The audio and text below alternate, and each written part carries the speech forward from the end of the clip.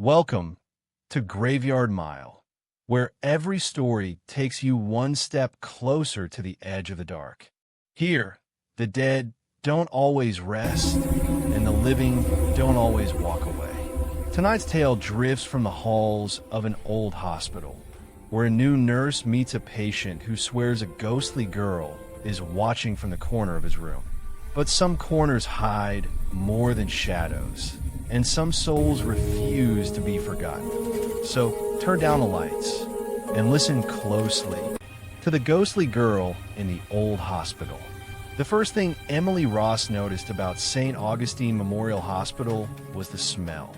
Not the crisp, antiseptic scent she'd expected, but something older, like mothballs and rust beneath layers of disinfectant. The kind of smell that clung to the walls of a place that had seen too much. She had taken the night shift to pay down her student loans faster, and because it seemed peaceful. Fewer patients, less chaos, just long, quiet hours tending to the elderly in this half-forgotten hospital tucked into the industrial edge of a small Midwestern town. Her supervisor, a woman named Clara, handed her a clipboard and a tight smile. "You'll mostly be on the East Wing tonight. That's long-term care, for patients all stable. One of them, Mr. Thompson, might talk your ear off, but he's harmless." Emily nodded, brushing a strand of auburn hair from her face. "Got it." The corridors were dim, fluorescent lights flickering occasionally like weak candle flames. The building itself was a patchwork of old and new. Modern monitors bolted to cracked plaster walls, new tiles laid over rotting floorboards. The deeper she walked into the East Wing, the quieter it became. Her footsteps echoed softly, rhythmic and hollow. Room 213 was her first stop. "Mr. Thompson," she called softly. A frail man with wisps of white hair and sunken eyes looked up from the bed. His skin was thin as parchment, but his voice was steady. "You knew," he said. "Yes, sir. I'm Emily. I'll be your nurse tonight." He smiled faintly. "Pretty name. You might not want to stay long here, Emily." Her pen paused over the chart. "Why's that?" He looked toward the corner of the room, where the light didn't quite reach. "Because she doesn't like new people." Emily frowned. The girl," he whispered. "She's been watching me all week. I told the other nurse, but she said I was seeing things. But know what I saw?" She glanced at the shadowed corner. "Empty. Can you tell me what she looked like?" "Like she doesn't belong," he murmured. "A girl in a hospital gown, maybe 12, 13 years old. Pale as paper. Eyes too dark. She just stands there, watching." Emily kept her tone gentle. "Maybe you dreamed her, Mr. Thompson. Sometimes the medications can cause." "I'm not dreaming," he snapped, voice sharp with desperation. Then, softer, "You'll see her too. They all do, eventually." Emily finished her rounds, though she couldn't shake the unease that crept into her chest. Every shadow seemed longer, every sound too sharp. By 2 a.m., the hallway lights dimmed automatically to half-brightness. Energy-saving mode, the night shift nurses called it. The hospital seemed to hold its breath. She returned to room 213 to check vitals again. The bed was empty. Her heart jumped. The blankets were pulled neatly aside, the 4-line dangling, monitor still beeping steadily to itself. "Mr. Thompson?" she called, scanning the room. No answer. She checked the bathroom. Empty. Then the hallway. Nothing but the hum of old fluorescent lights. Panic flared in her chest. Patients didn't just walk out, not in his condition. She hit the intercom for Clara. "Clara, this is Emily on East Wing. Mr. Thompson's missing." A crackle. "What do you mean missing?" "I mean he's not in his bed." "Stay where you are. Security's on the way." Emily paced the hallway, adrenaline buzzing. She felt watched, the back of her neck prickling as though someone stood just behind her. But when she turned, the hall was empty. Just shadows and that endless hum. Then she saw it. A small, pale figure standing in the far end of the corridor, barefoot, wearing a white gown that fluttered though there was no draft. A girl. Emily's breath hitched.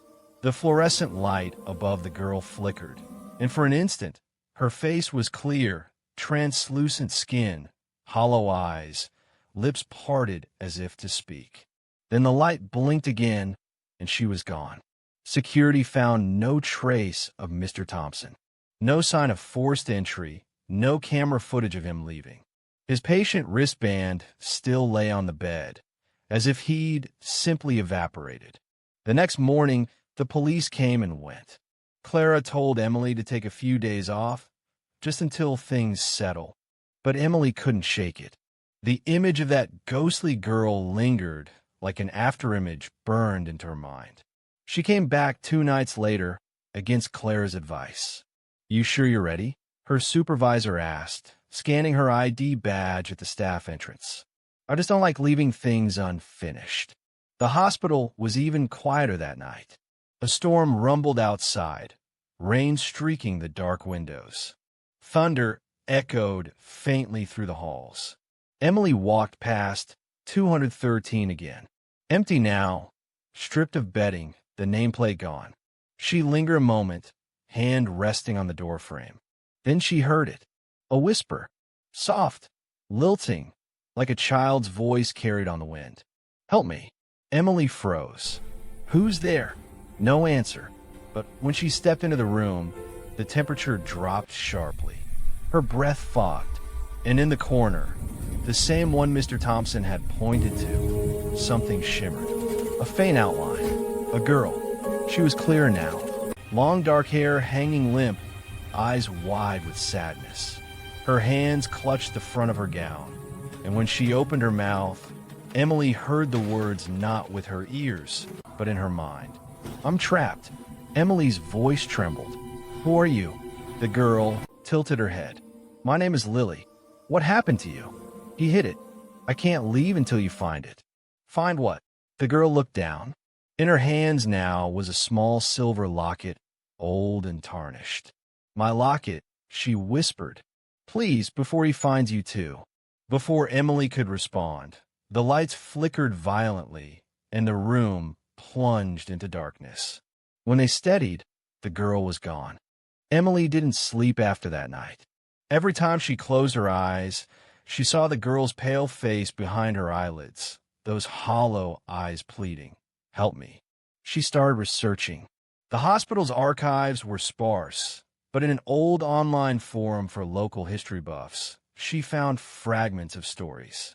The East Wing used to be pediatrics until a fire in 1972. A nurse was blamed for leaving a candle burning. Several children died, but only one name survived in the records: Lily Harper, age 12. Lily. The name pulsed in Emily's head like a heartbeat. On her next shift, she signed in as usual. But this time, she carried a flashlight and a sense of purpose. When the hospital settled into its 3 a.m. silence, she slipped past the nurse's station, down the forbidden hallway beyond a rusted sign that read, "Authorized personnel only."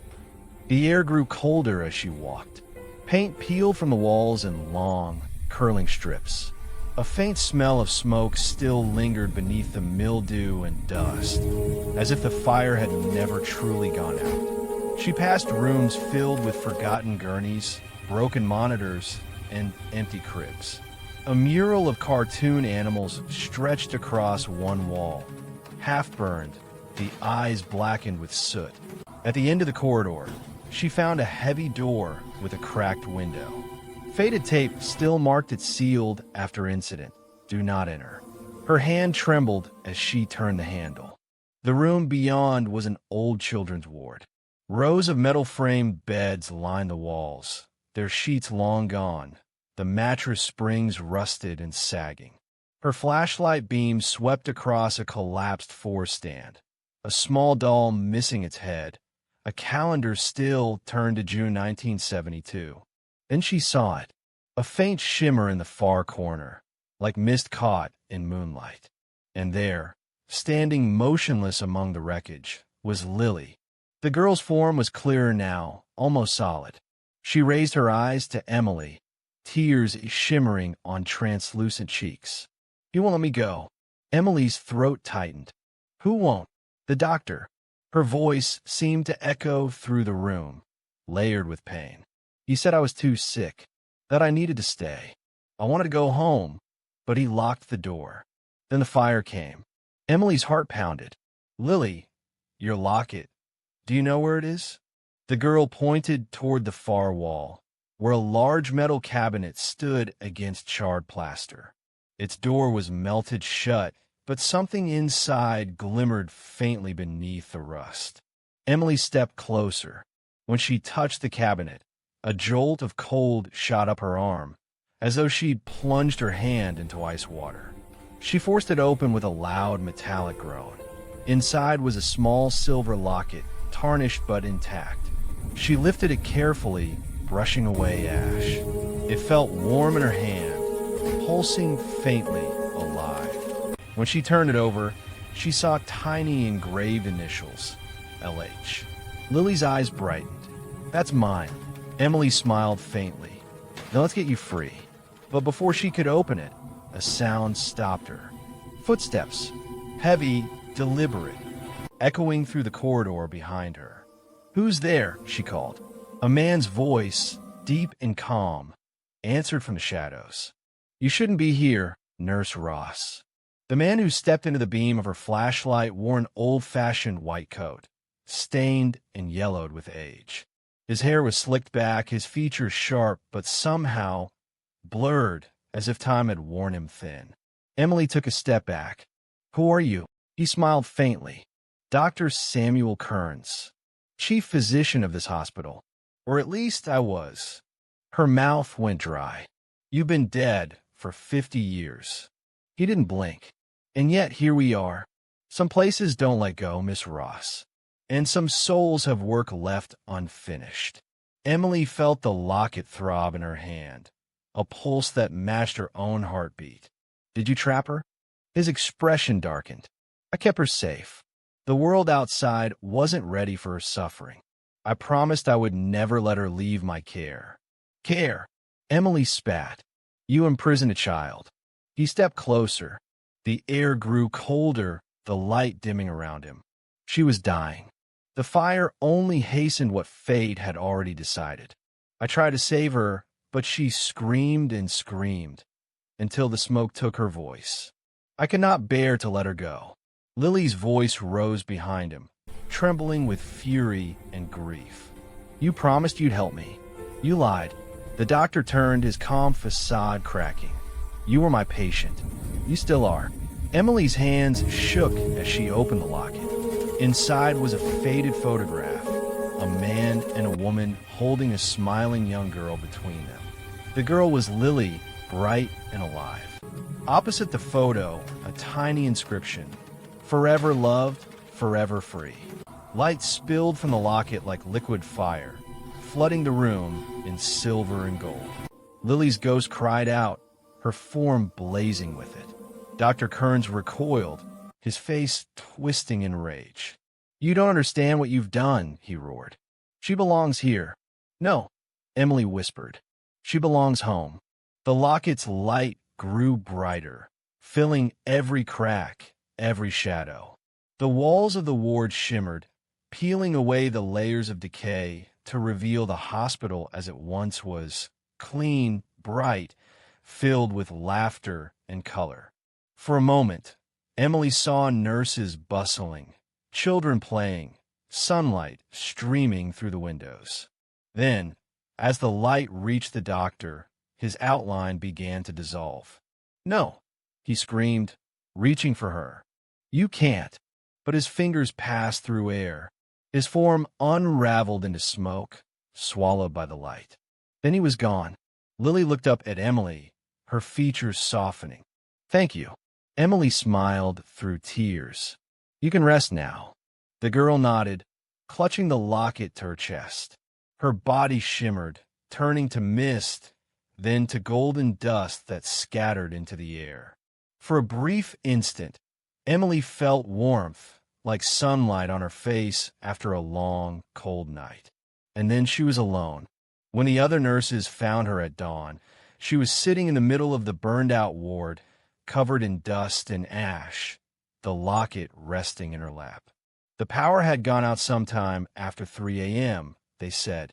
Security cameras showed nothing unusual. No Dr. Kearns, no ghostly girl. Just Emily, standing alone in the dark. The hospital administration closed the East Wing for good a week later. Too many unexplained incidents. Too many whispers. Emily quit not long after. She moved to a smaller clinic in another town, one that smelled of fresh paint and sunlight instead of mold and ghosts. But sometimes, late at night, she would feel a soft warmth in her pocket. The locket she'd kept, polished now, gleaming like new. Inside, the photo had changed. The little girl was still smiling, but now she was older, brighter, her eyes at peace. And in the quiet moments between heartbeats, Emily could almost hear her voice. Thank you for setting me free. If you enjoyed tonight's tale from the Graveyard Mile, don't forget to leave a light in the dark. Click that like button, share the story, and subscribe for more shadows every week. Until next time, keep your eyes open, because on this road, the graveyard never ends.